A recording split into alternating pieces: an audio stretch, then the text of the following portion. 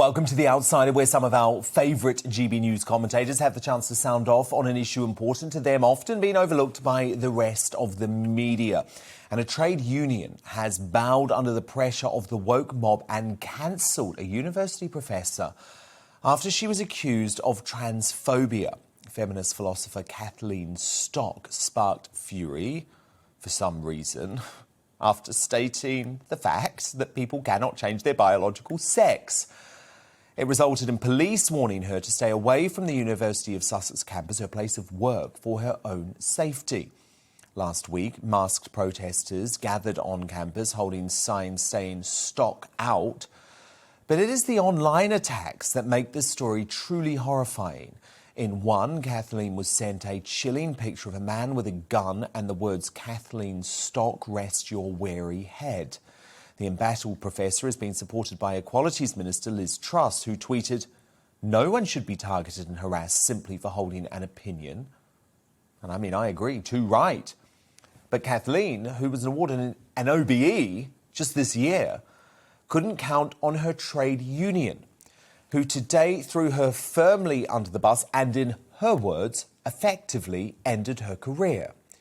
In a statement of support to, quote, trans and non-binary communities, the Sussex University and College Union said, "We extend our solidarity to all trans and non-binary members of our community who now more than ever should receive the unequivocal support of the university and its management.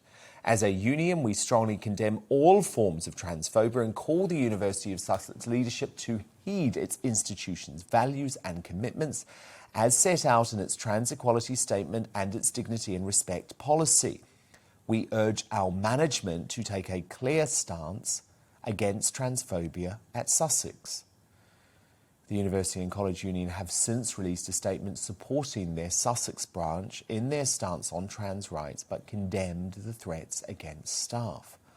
Well, tonight's outsider, Reasoned UK's Darren Grimes, thinks the trade union has failed in its duty to Professor Stock and allowed itself to become swept up by the misogynist mob. And Darren joins me now. Darren, Kathleen Stock, by the way, what's she actually done? Because all of her views seem to be anchored in scientific fact, as far as I can see. Yeah, absolutely. And I mean, she is a product of the left as well, right? She is actually someone who would, I think, consider herself to be a progressive. But because she has the view that actually biological sex exists and that it's truth and fact, and she, has gone as far as to write a book setting out her case, setting out her stall, in which, by the way, she makes really positive comments about protecting and guarding the rights of trans people to identify as however they like. But what she crucially says is that a small group of very vocal activists mustn't be able to alter truth and fact. That's all she has said. And for that, she has been met with everything that you've just set out, Dan. The abuse, the threats, the attempts to take her livelihood away from her and her career that she's built up over goodness only knows how long. And despite all of this, that University and College Union didn't actually criticise the attacks on her, despite the fact she's had to teach remotely because of fears for her safety. Now, a group of trans people have actually written a letter to the Times, given their support to the professor, arguing that if they manage to see off Kathleen Stock, as far as her career is concerned, it won't end there. And Dan, I think that's absolutely right. I don't know if you remember the trade union case against GBNews political correction host Paul Embry, the firefighter that was set upon by the upper echelons. You do remember that? By his trade union, because he dared speak, that was the Fire Brigades Union, because he dared speak at a rally that called for Brexit to be delivered. If you ask me, Dan, these trade unions are utterly loathsome and bend like the wind to mob rule of an activist cancel culture class. And it strikes me that once again, this is an example, frankly, of a union allowing itself to become part of an anti-democratic mob, one that is out of control.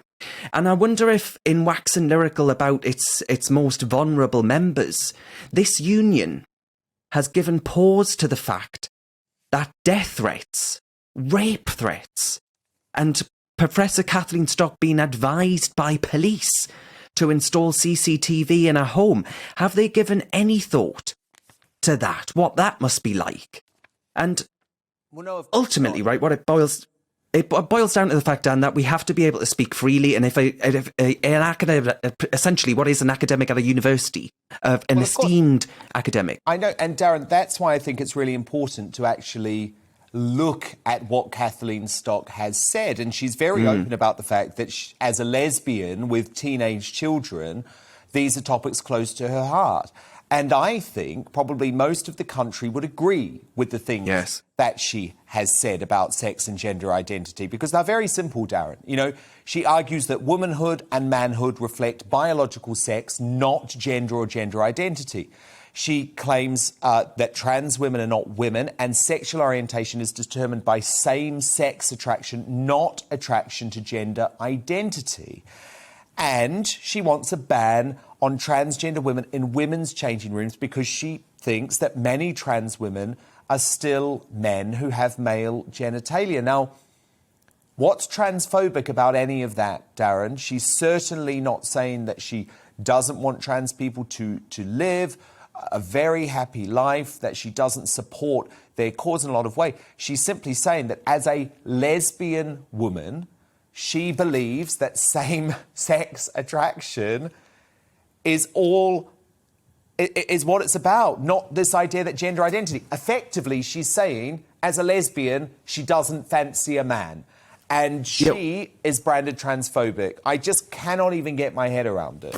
Yeah, and what she's saying is crucially that when sex no longer exists, when you say actually, you know, being a woman, a biological woman, doesn't come into the equation and that actually anyone can identify as whatever they want, then what you're essentially saying is that same-sex attraction doesn't exist. You're saying that all of these things that we built up and come to understand as human beings doesn't mean a damn. I think it's very easy, actually, to dismiss these stories as being sort of frivolous culture war issues, but they actually really, really do matter. I mean, if you take one of them that's been discussed on this show, I think last night, Dan, from British Airways, where they've scrapped saying ladies and gentlemen from their announcements out of fear of offending people, and the fact that Sakir Starmer was unable to say that only women have a cervix, and even in his interview with GBNews' Darren McCaffrey, the Prime Minister was unable to give a straight answer to that question too.